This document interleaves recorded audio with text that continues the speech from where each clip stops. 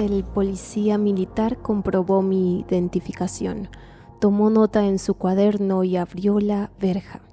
Entré con el todoterreno en el campamento, un pequeño pueblo de tiendas alzadas por el ejército sobre los pastos abrasados por el sol de un granjero. En el centro del campamento se encontraba uno de los artefactos extraterrestres llamados espejos. De acuerdo con las reuniones informativas a las que había asistido, había 9 en los Estados Unidos y 112 en el mundo. Los espejos actuaban como artefactos de comunicación bidireccional, presumiblemente en contacto con las naves en órbita.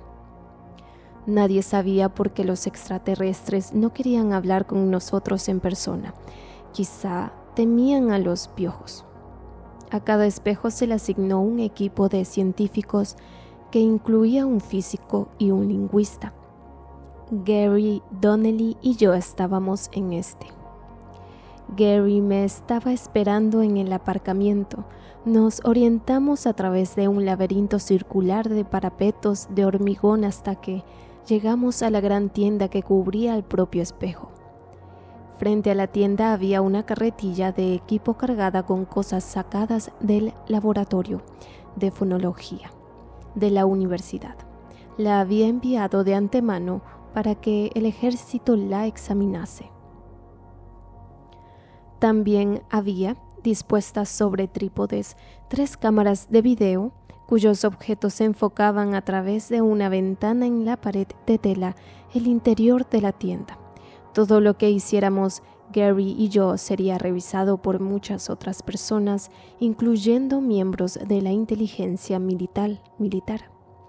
Además, enviaríamos informes diarios y los míos debían incluir una estimación de cuánto inglés pensaba que podían entender los extraterrestres.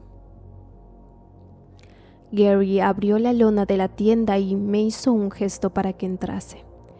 «Pasen y vean», dijo, al estilo de un pregonero circense. «Maravíllense ante criaturas como nunca se han visto sobre esta verde tierra de Dios». «Y todo por solo 10 centavos», murmuré, pasando por la puerta. En ese momento el espejo estaba inactivo y tenía la apariencia de un espejo semicircular de más de 3 metros de alto y 6 metros de ancho. Sobre la hierba parda frente al espejo, una marca de aerosol blanco demarcaba la zona de activación. La zona solo contenía una mesa, 2 sillas plegables y una toma de electricidad con un cable que conducía hasta un generador en el exterior. El zumbido de las lámparas fluorescentes que colgaban de los postes en los márgenes de la habitación se entremezclaban con el zumbido de las moscas en el calor sofocante. Gary y yo nos miramos y luego empezamos a acercar la carretilla de equipo hasta la mesa. Cuando cruzamos la línea pintada, el espejo pareció volverse transparente. Era como si alguien estuviera aumentando poco a poco la iluminación detrás de un cristal tintado. La ilusión de profundidad era increíble. Parecía como si uno pudiera entrar en él. Cuando el espejo quedó completamente iluminado, presentaba el aspecto de un diorama a escala real de una habitación semicircular. La habitación contenía varios objetos grandes que quizá fueran muebles, pero ningún extraterrestre. Había una puerta en la pared del fondo. Nos entretuvimos conectando todo entre sí: el microscopio, el espectrógrafo de sonido, el ordenador portátil y el altavoz. Mientras trabajábamos, yo miraba con frecuencia al espejo, anticipando la llegada de los extraterrestres. Aún así di un salto cuando uno de ellos entró. Parecía un barril suspendido en la intersección de siete miembros. Poseía simetría radial y cualquiera de sus miembros podía servir como brazo o como pierna.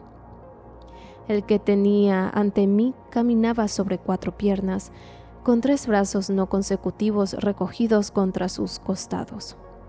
Gary los llamaba heptápodos. Me habían mostrado grabaciones de video, pero aún así me quedé con la boca abierta. Sus miembros no tenían articulaciones apreciables.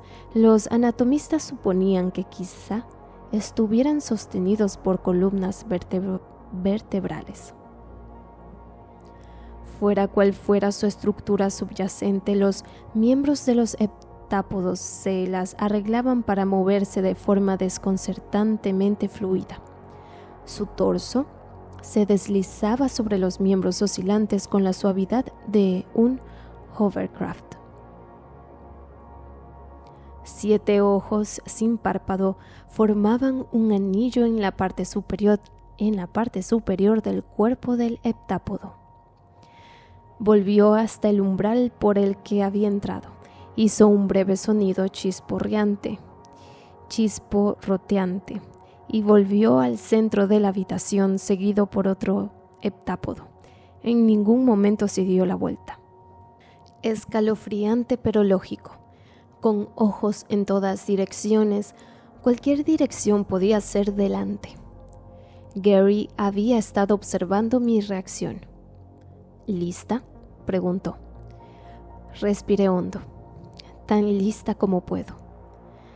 Ya había hecho mucho trabajo de campo antes en el Amazonas, pero siempre había seguido un método bilingüe, o mis informadores sabían un poco de portugués que podía usar yo, o había recibido una introducción a su idioma por parte de los misioneros de la zona. Este sería mi primer intento de poner en práctica un auténtico método de descubrimiento monolingüe. Pero en la teoría todo estaba bastante claro. Me acerqué al espejo y el heptápodo del otro lado hizo lo mismo. La imagen era tan realista que se me puso la piel de gallina. Podía ver la textura de su piel gris como hebras de pana dispuestas en espirales y bucles. No había ningún olor procedente del espejo, lo que en cierta forma hacía que la situación fuera aún más extraña. Me señalé a mí misma y dije lentamente: humano. Luego señalé a Gary: humano.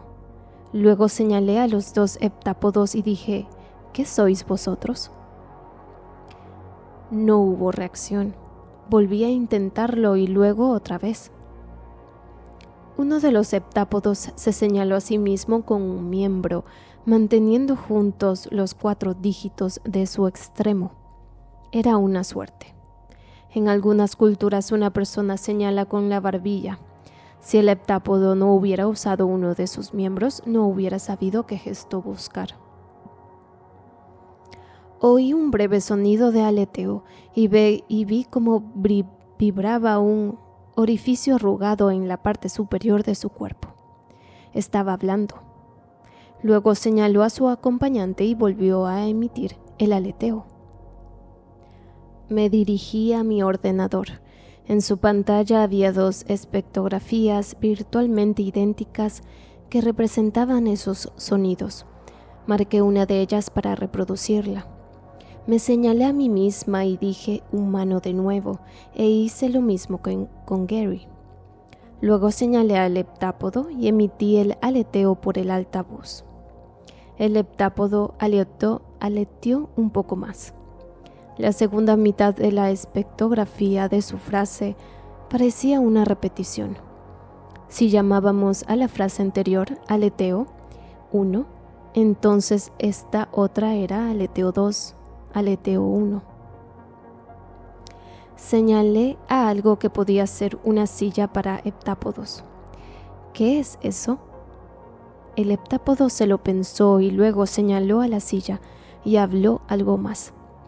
La espectrografía para esto difería claramente de los sonidos anteriores. Aleteo 3.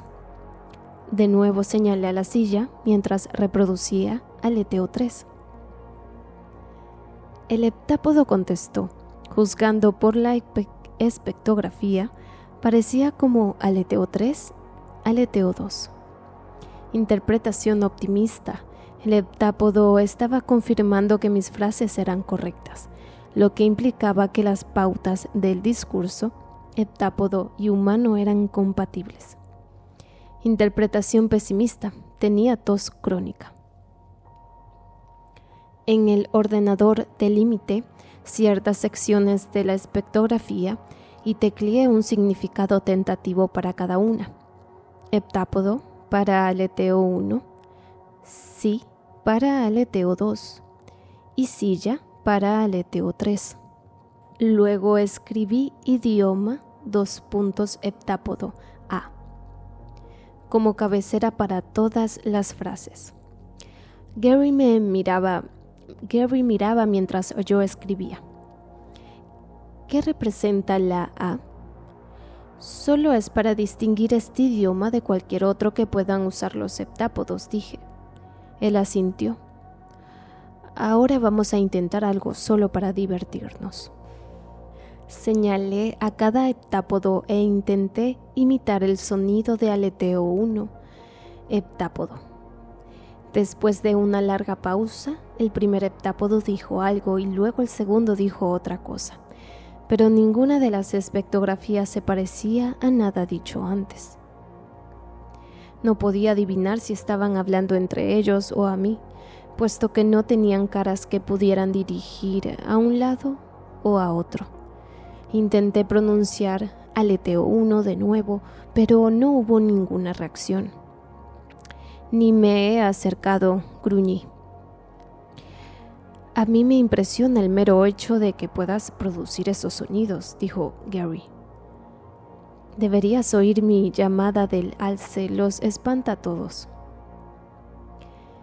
Volví a intentarlo varias veces, pero ningún heptápodo respondió con nada que yo pudiera reconocer. Solo cuando reproduje la grabación de la pronunciación del heptápodo obtuve una confirmación. El heptápodo respondió con aleteo 2, sí.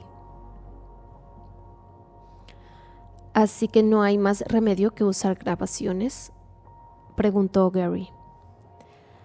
Al menos por el momento, asentí. ¿Y ahora qué? Ahora nos aseguramos de que no haya estado diciendo en realidad, mira qué monos, o fíjate lo que hacen ahora. Luego vemos si podemos identificar cualquiera de estas palabras cuando este otro heptápodo las pronuncie. Le hice un gesto para que se sentase. Ponte cómodo, esto va a tomar cierto tiempo.